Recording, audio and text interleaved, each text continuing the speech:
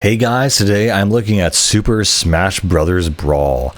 Oh man, I remember this back in the day. There were a lot of different, opinions about which Smash game is the best. But specifically, I actually love Brawl a lot. It's also a whole very soulful place in my mind, mainly because of the Subspace Emissary and how it was treated. I admit that Melee is probably the better technical game on a technical level, and Brawl was a little bit slower. Plus, like on the competitive level, you had Meta Knight, which just like swept everyone apparently, but I wasn't playing it for competitive reasons. I was just playing it for the sake of the game. And what I love is they actually made a semi-coherent story mode for this Smash Brothers game, and for me, that was all I needed. They had this really cool thing. It's very like simple, very kind of silly, whatever, but seeing all the characters interact in these beautifully well done cutscenes was absolutely amazing. It was so cool and so well done. And the whole premise again is that there is Master Hand, but he's kind of in the background of most of this, and essentially the characters are being captured and being turned into trophies. And of course the evil characters in the universe are siding with this method, and they have these guns essentially which turn people into the trophies that are lifeless essentially. And of course by the end of the game, they realize, oh wait, we have to work together because we're all being screwed over. And so you have this big moment where the good guys and the bad guys come together in Smash Brothers style and take on the final enemy of this game, which is an original character called Taboo, who is a very interesting, cool character. The other thing that Smash Brawl did is that was very revolutionary for the time. Of course they had the Smash Brothers website, and so they had this whole like hype built up around what they were doing for the game, how they were getting ready for it, all the spoilers. And I remember the big thing that really shocked me was that for this game, it was a very big thing that they introduced finally Nintendo IPs or non-Nintendo IPs into this game, which included Sonic and Snake. And I thought there's no way, there's no universe where Sonic and Mario would be in the same game together because they're ultimate rivals. And man, I remember this era of the internet where people were speculating about who, which characters were going to be in there, and it was so wild and insane and intense. And there was kind of this idea that if Sonic could get in, like who else could possibly get in? This really opened up the floodgates for a lot of things. And again, I love the cutscenes for the Subspace Emissary because they tell a very silly story with like no dialogue. And some of these cutscenes are honestly really epic, especially with Fox and Falco. It's super intense. And again, what I love in the Smash universe is that no matter what, the only person who can survive literally anything is Kirby, because he's a living black hole, and it makes sense because it's made by HAL Laboratories that make Kirby. But yeah, I find it very funny and very entertaining. And the Subspace Emissary, I think, was kind of the peak in terms of single player Smash content. They did have something similar in Ultimate, but it was literally, they had so many characters, they're like, look, we can't actually animate all of them.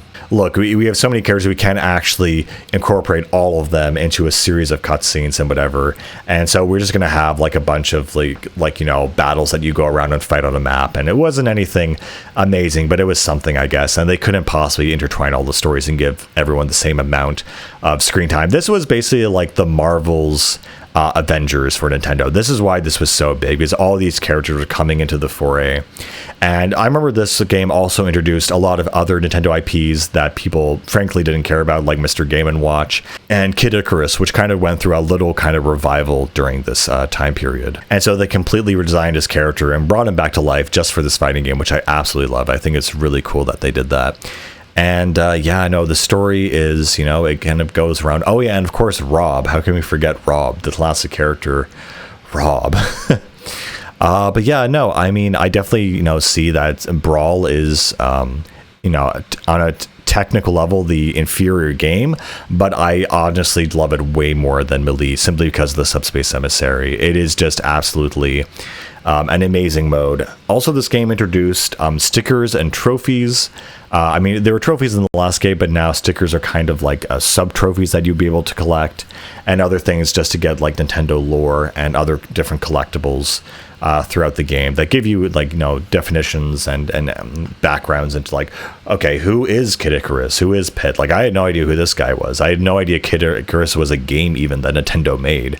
It's crazy just to see this old IP being revived, and then you get his background and all this other stuff about him. And again, the cutscenes in this game are just ridiculously cool.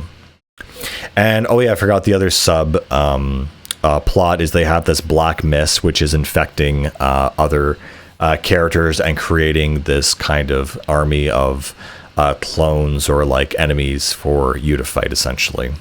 And what was also great about the Subspace Emissary is you could play with a buddy, so it was a lot of fun. Definitely a multiplayer focused game, obviously. Another thing I really also appreciated, and you would see a lot of this moving forward, is that a lot of the characters or bosses in the Subspace Emissary would be based around other characters from other IPs. And so, like, oh, we couldn't put them in the game, but we just put them as a boss battle. And, in this kind of scenario or style or whatever game, they were able to kind of, do this thing where essentially they had this runway to, make these experiences. So you have like a Ridley boss fight, you have a Porky boss fight, which again, I was very shocked to see that. And I actually forgot about it for a while, because like Mother 3 was, yes, it's an Earthbound game or Mother game technically, but it was like Japan only and has not even been released in the West to this day. So there's definitely like a fan preference to the Japanese market, I think, with these games, because the fact they included Marth and Roy and Melee, and again, those games were never localized to the West. So again, this is like an eternal love letter from Nintendo to Nintendo. This also introduced a lot of, alt characters as well, like King Dedede. Like, oh, great, we got the villain from, the Kirby series. We added Wario. And so there were a lot more villains around this time, along with, like, other sort of Nintendo IPs that had kind of been forgotten. What I also really like is the way they match out the story, is that each character is kind of paired with another one. So you had Link and Pit, and Pit and Mario, and Link and Yoshi. And so it was always interesting to see, okay, who are they going to pair with so-and-so? And probably my favorite pairing that they did were the two captains, which they did Olimar and Captain Falcon. And I just found that to be the two most opposite like characters in the game almost, and at the same time they were both captains of spaceships, so it's kind of it made sense. But yeah, no, Brawl is an absolutely wonderful game, a super fun game. I think the favorite thing that I love that they introduced in this game is that you could also alter or change the probability of the songs appearing on stages, so you had song customization. And honestly, I'll be straight up, I think the song on a stage holds more weight and more power than the stage itself. If a stage has a good song, it's a completely different experience than if it was a stage with a bad song. And so that's why I prefer playing on my settings on my Switch, because then I always know that a banger is always going to play when I'm involved. But yeah, they, again, they did not see the return of, the N64 maps. They kind of made their own stuff. Some returning, melee maps. We also had a lot more of Fire Emblem, or a little bit more. We had Ike basically added to this game, but the what would I call it? The Fire Emblem Apocalypse wouldn't happen until Ultimate, really, which I find very funny. And again, there's so many little details in this game that are just so, soulful to notice, that like when Kid Icarus picks up the hammer, he swings it like he does in like the old style of the old games. And so again, there's just so many little details in this game that eventually I think got lost by Ultimate, because the context of where these characters are from, it's no longer a celebration of these characters, it's like a celebration of Smash itself. And things just get so much, and so, I guess, I don't want to say convoluted, but filled with so many characters and IPs that it really gets filtered out. And I remember the animations around this time, like on Newgrounds, really... and I remember around this time, the animations on Newground were becoming a real thing, and video game parodies were kind of in their heyday. And there were so many Brawl parodies, and a lot of them were super funny. And one of my favorite ones was, I forget what it was. maybe it was Brawl taunts or something, I forget. But one of them was basically like, hey guys, wouldn't it be funny if Cloud from Final Fantasy got into Smash Brothers? And it was this thing like, yeah, that is like absolutely never going to happen. That's like something absolutely left field ridiculous. Like something that the fans wanted, but it's like, it's just not going to happen. Yeah, okay, they have Sonic, but Sonic games have been on Nintendo consoles. Yeah, okay, they have Snake, but the Twin Snakes is on like the GameCube. So they have an excuse to do that, and that's the version of Snake that they got for this game. There's no way that they get a third party, even especially if it hasn't been on Nintendo console, to get in. And lo and behold, like the next Smash game, Cloud gets in, along with Bayonetta, which is just another story in itself, because like she was not a Nintendo IP, and then Nintendo bought the exclusives to her, which is just insane, just super, super crazy. Another thing that I really appreciate about this game now, more so in the time frame, is that again, aside from Porky, you have Lucas as one of the unlockable characters, and Mother 3 just came out, so obviously, the creators obviously are very fond of the Mother series, but again, it's a Japanese only game that never saw localization, so it's just very different and funny to see that they included that in this game, that there was a time when Mother 3 was on people's radars, at least in Japan. Anyway, I love the addition of Meta Knight and other Kirby characters. I love all the new characters in this game. Brawl, I think really, if I had to be honest with myself, actually is my favorite Smash game besides Ultimate. I'm really difficult for me to say. I mean, from a mechanical level, it's definitely Ultimate, but I just love the Subspace Emissary, and I love the fact they actually bother to tell a story with this game. And again, the cutscenes, like specifically the one at the end of the game with the giant attack on the fleet and how the ships just blow up in this giant armada style attack, was just top Kino. It is, there's nothing that comes close to it. It's actually the coolest thing I've ever seen. And yeah, Taboo himself is definitely a very difficult, hard character, very difficult boss fight, but definitely a very well-designed character, I would say, because he's essentially this shifting form that can take on any persona. Another thing I also love about this game is they included like in-game achievements, kind of, where you'd have a bunch of things that you would have to, basically accomplish vis-a-vis doing challenges and whatnot, and you would have to do them to unlock certain characters. And I found it really cool that they also gave you little like cheat codes or unlockables, where basically you had these hammers, and you could use these hammers to basically unlock locked achievements that have been basically locked for like forever, essentially. And so by the end of the game, I think the last one, I'd used the last of my hammers, but the last one we were missing was beating Taboo on extreme mode. So there's also this challenge mode. Like, oh, there were so many modes in this game. It was honestly so perfect. I love it so much. And so basically you had to beat Taboo on extreme, and it was just this challenge mode. And, every challenge had, like easy, normal, hard, and then extreme, which was the hardest one. So it's kind of one of these things where if you get hit once, the match is over. And it was like, of the 52 challenges, it was number 52. And I just thought, okay, we'll never get this last achievement. And my brother actually was able, he just had some spare time on his hands, and he was grinding, and he's like, you know what?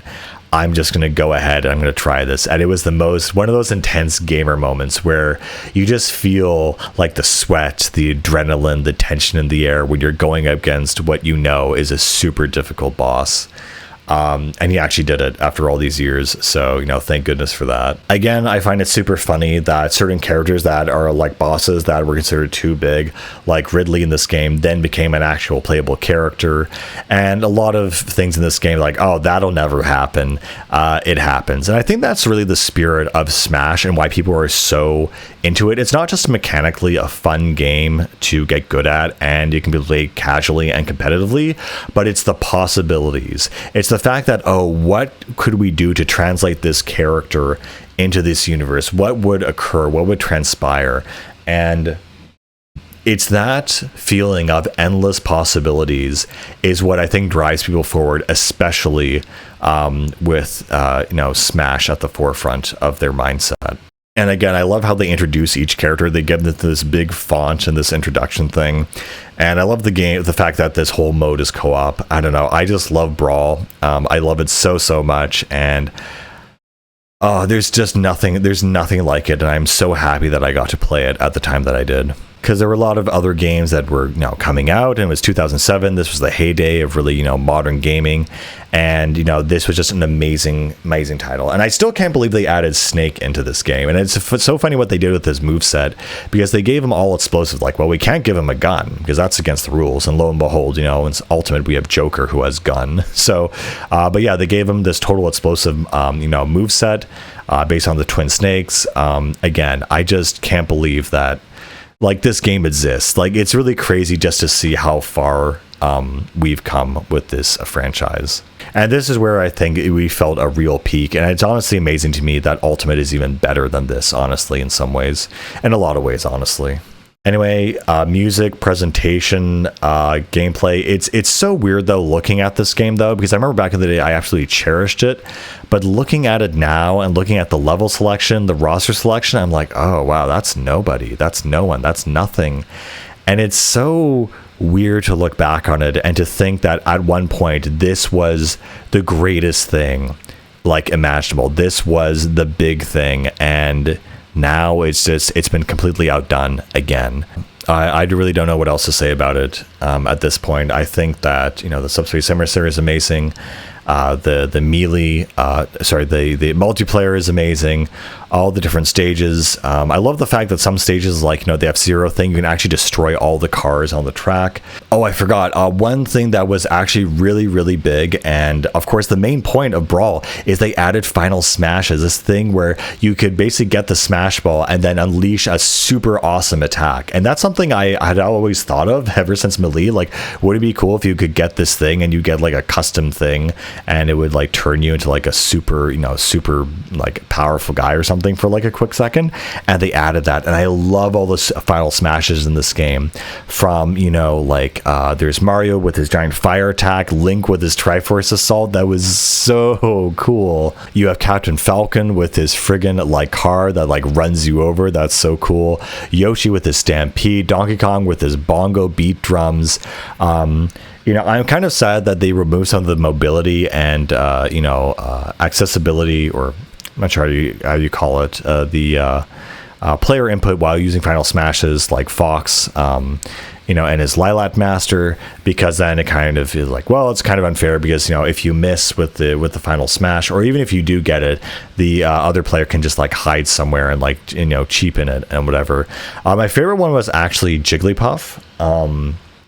I always try to do this actually because it's so useless, but one little Easter egg and glitch is that if you're playing on the Bridge of Eldin from Twilight Princess and the bridge is reforming as Jigglypuff has the Smash Ball, and you actually activate this Final Smash while the bridge is forming, it'll actually hit Jigglypuff in her giant mode, and you can stay in her giant mode and attack people. And it was just the coolest, craziest thing I'd ever seen, and it's still it works consistently, and I absolutely love it. But yeah, a lot of the music, the levels, Kirby's airship, butter building, like so many great levels, so many great memories from this game. Even Bramble Blast, I missed that. That's still not an ultimate, but yeah, I couldn't not forget to mention the Final Smashes. They're just the coolest part of this game. And I even Link's one is super cool, and they kind of changed it for Ultimate, where his adult version has the Breath of the Wild arrow. I'm like, okay, sure, fine, whatever. And they at least kept it for young Link, but I still kind of miss it regardless. Brawl was the most excited I've ever been about the Smash series and about video games in general, and it just holds a very special place in my heart and my mind, I guess. Anyway, I think that's pretty much all I want to talk about right now. I'll see you guys later.